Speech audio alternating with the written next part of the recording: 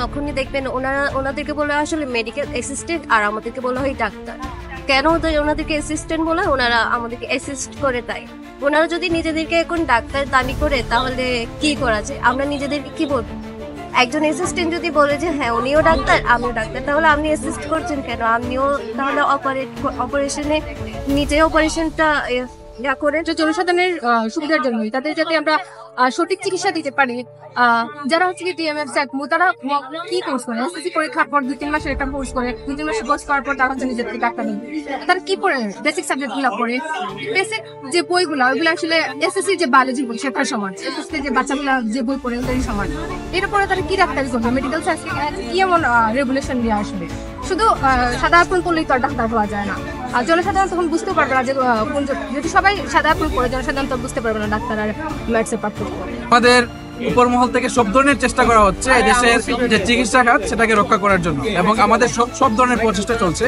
এবং ঢাকায় আজকে ঢাকা মেডিকেল সহ ঢাকার বিভিন্ন মেডিকেল কলেজগুলো তারা অবস্থান কর্মসূচি করছে, এবং আশা করি আমরা খুব ভালো একটা শীঘ্রই ভালো ফলাফল পেতে পারি। সিনিয়র শিক্ষকরা আছেন, সাথে হচ্ছে মিড লেভেল যারা আছেন, তাদেরকে আমাদের আন্দোলনের সাথে শরিক করে তোলা এবং তারাও যেন আমাদের সাথে অংশগ্রহণ করে সে ব্যাপারটা নিশ্চিত করা। তো এতদিন আমরা যেহেতু ইন্টার্ন চিকিৎসকরা আন্দোলনটা চালিয়ে গিয়েছি, আমরা চেষ্টা করব আমাদের সিনিয়রদেরকে যুক্ত করা, যেন এই আন্দোলনটা আরো বেশি বেগবান হয়।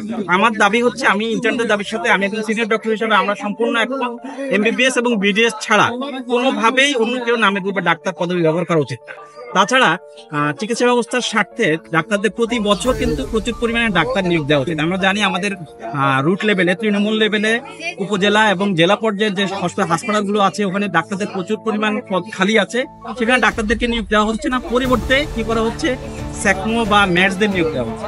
ডাক্তারই যদি না থাকে চিকিৎসা দেবে কে? চিকিৎসা সহকারীরা কি? তাহলে এখানে যেটা করা উচিত সেটা হচ্ছে আগে ডাক্তার নিয়োগটা নিশ্চিত করা উচিত। ডাক্তার নিয়োগের পাশাপাশি পরবর্তীতে প্রয়োজন অনুযায়ী চিকিৎসা সহকারী নিয়োগ দেওয়া যেতে পারে।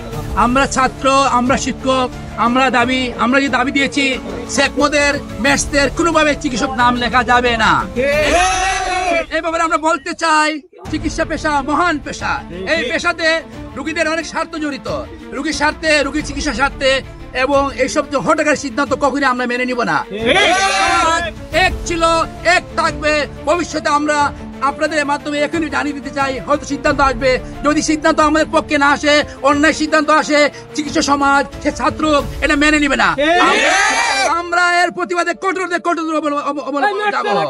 ডিগ্রি করতে হয়, এফসিবিএস করতে হয়, এমডি করতে হয়, এমএস করতে হয়, ডিপ্লোমা করতে হয়। এগুলো করতে হলে, বিশ্বব্যাপী চিকিৎসা করতে হলে, হায়ার সেবা দিতে হলে কি করতে হবে? ডাক্তার হতে হবে, এবং সে হবে এমবিবিএস অথবা বিডিএস। তো কোনোভাবেই এইসব ওরা হবে শুধুমাত্র মেডিকেল অ্যাসিস্ট্যান্ট।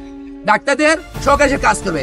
আইনজীবীদের যেভাবে আইনজীবীরা কি হয়, ইউনিয়ন অ্যাডভোকেট, কিন্তু একজন পেশকার, একজন মরি আমরা যাকে বলি সিলেটি ভাষায় পেশকার, আইনজীবী, সে হবে আইনজীবী সহকারী, সে কখনো অ্যাডভোকেট লিখতে পারবে না। ঠিক এইখানে আইনজীবীদের যে একই অবস্থা, চিকিৎসকের সে কি অবস্থা, সবখানে বৈষম্য রাখা যাবে না। এখানে আমরা চাই যে বর্তমান সরকার বৈষম্য বিরোধী আন্দোলনের সরকার, আমরা চাই সরকার প্রধান ও মাননীয় উপদেষ্টা আমাদের দাবি মেনে নেবেন, যৌক্তিক দাবি। আমরা জানান দিতে চাই যে আমরা এখনো রাজপথ ছাড়িনি। রায় যদি আমাদের বিপক্ষে আসে, অর্থাৎ রায় শুধু আমাদের বিপক্ষে না, এ রায় আমাদের বিপক্ষে আসা মানে হচ্ছে জনমানুষের বিপক্ষে আসা। কারণ তারা যারা ডাক্তার নয়, যারা কখনোই যৌক্তিকভাবেও ডাক্তার নয়, শুধুমাত্র এমবিবিএস আর বিডিএসই হচ্ছে ডাক্তার। কারণ আমরা ওই কোয়ালিফিকেশন করে 1.5 লাখ মানুষের সাথে প্রতিযোগিতা করে আমাদের ব্যাচমেট, আমরা যারা সরকারি মেডিকেলে চান্স পেয়েছি, একটা অ্যাডমিশন টেস্টের মধ্যে দিয়ে চান্স পেয়েছি, আপনারা জানেন।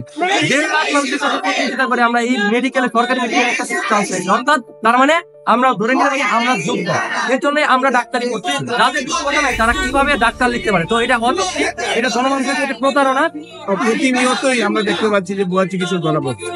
এই কারণে যে কোনো কেউ ডাক্তার লেখার ফলে কিন্তু এই ভুয়া চিকিৎসক তৈরি হচ্ছে। সেই ভুয়া চিকিৎসক তখন তৈরি হওয়াটা বন্ধ। এই জন্য আমরা চাই যে যারা শুধুমাত্র এমবিবিএস এবং বিডিএস ডিগ্রিধারী তারাই ডাক্তার লিখবেন, এবং তারাই সেই সাদা অ্যাপ্রন পড়ার অধিকার অর্জন করবেন। ধন্যবাদ।